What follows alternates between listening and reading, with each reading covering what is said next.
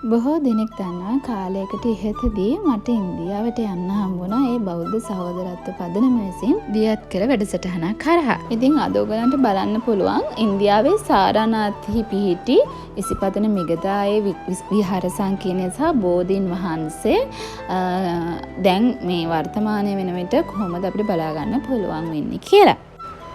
මහා බෝධි විහාරය නැත්නම් මහා බෝධිය පිළිබඳව ඓතිහාසික වශයෙන් තොරතුරු කියනවා නම් සිද්ධාර්ථ ගෞතම බුදුරජාණන් වහන්සේ බුද්ධත්වයට පත් වූ බුද්ධගයාවේ ශ්‍රී මහා බෝධීන් වහන්සේගේ ශාඛාවක් අශෝක අධිරාජයාගේ දියණිය වෙන සංඝමිත්තා මෙහෙණින් වහන්සේ විසින් ශ්‍රී ලංකාවට වැඩම කරවනවා. ඒ ඕගොල්ලෝ අපි දන්න අනුරාධපුරයේදී මහමෙවුනාවේ තමයි රෝපණය කළා තියෙන්නේ.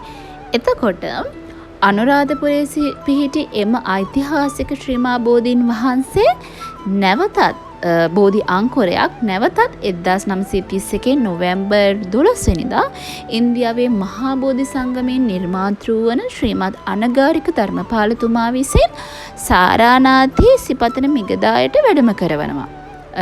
මේකේ විශේෂත්වය වන්නේ මූලගන්ධ කුටි විහාරය විවෘත කිරීමේ උත්සවයට සමගාමීව තමා මේ වඩම්මවල තියෙන්නේ. එතකොට 1989 වසරේදී බෝධීන් වහන්සේ වටා ඇති ආරක්ෂිත බැම්ම සහ බුදුරජාණන් වහන්සේගේ ප්‍රථම පස්වග මහණුන්ට ධර්මදේශනාව සිදු කරන ආකාරය දැක්වෙන ප්‍රතිමා වහන්සේලා මියන්මාරයේ බෙතුමතුන් විසින් ආධාර ඇතුව ඉදි කරලා තියෙනවා. එතකොට 1999 වසරේදී පමණ බෝධි ප්‍රාකාරය තවදුරටත් පුළුල් කිරීමට සහ භාවනා කිරීමට ධර්මදේශනා පැවැත්වීමට පහසුකම් සලස්සලා තියෙනවා.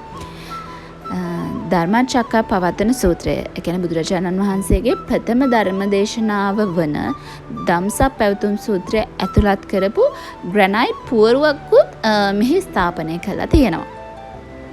එතකොට මෙහි නවීකරණ කටයුතු බෝධි සංකීර්ණයේ නවීකරණයේ කටයුතු 1999 දී දෙසැම්බර් 17 වෙනිදා 14 වෙනි දලයි ලාමා උත්තමයන්න් වහන්සේ විසින් ලෝකේ සාමය සහ සහජීවනය පතුරවාලීමේ අදිටනෙන් විවෘත කළා තියෙනවා. ඇත්තටම කෙටියෙන් කිව්වොත් එහෙම බුද්ධගයාවේ සිට අනුරාධපුරයටත් නැවත අනුරාධපුරයේ සිට සාරානාථයටත් බෝධීන් වහන්සේ වඩම්මපු ඓතිහාසික කමින් යුත් වටිනාම වැදගත්ම ස්ථානයක් තමයි මහා බෝධි සංකීර්ණය, මහා බෝධි විහාරය, මහා බෝධිය කියලා සඳහන් කරන්නේ. එතකොට ඔයගොල්ලෝ මේ දකින්නේ ඉසිපතන මිගදාය. එතකොට ඉසිපතන මිගදාය ඔයගොල්ලන්ට මම කලිනුත් කිව්වා ධම්සප් පැවතුම් සූත්‍ර දේශනාව කළේ මේ ආසන්නම ප්‍රදේශයේදී කියලා. එතකොට මෙහිදී අපිට බලා ගන්න පුළුවන් අශෝක අධිරාජයාගේ පුවරු ලිපි ඇතුළත් ඓතිහාසික වටිනාකම සහිත මූලාශ්‍ර ඔයගලන්ට මේ පේන්නේ දැනට ඉතුරු වෙලා තියෙන නටබුන්. ඉතින් මගේ වීඩියෝ එකකින් මම ඔයගලන්ට මේකේ පුංචි විස්තරයක් ගේන්න හැදුවේ.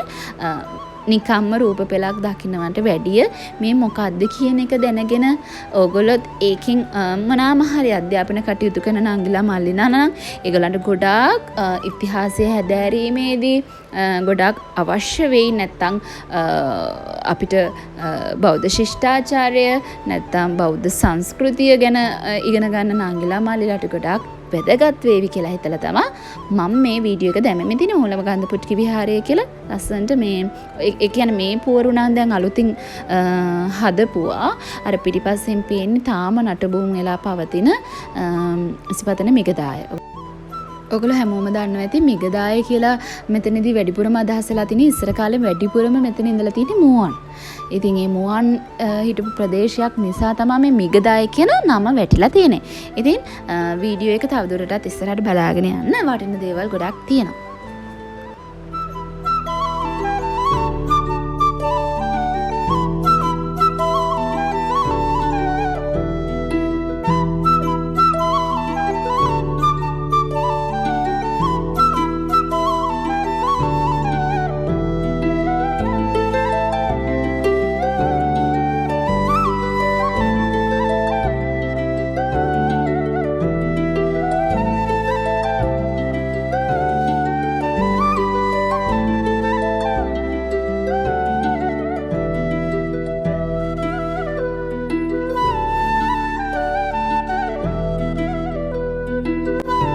තවත් මේ වගේ වටිනා වැදගත් බෞද්ධ ඉතිහාසය සම්බන්ධ සහ මම සංචාරය කරන ලස්සන තැන්වල වීඩියෝ එකක් අරගෙන එනකම් ඔයගොල්ලෝ හැමෝටම සුබ දවසක්.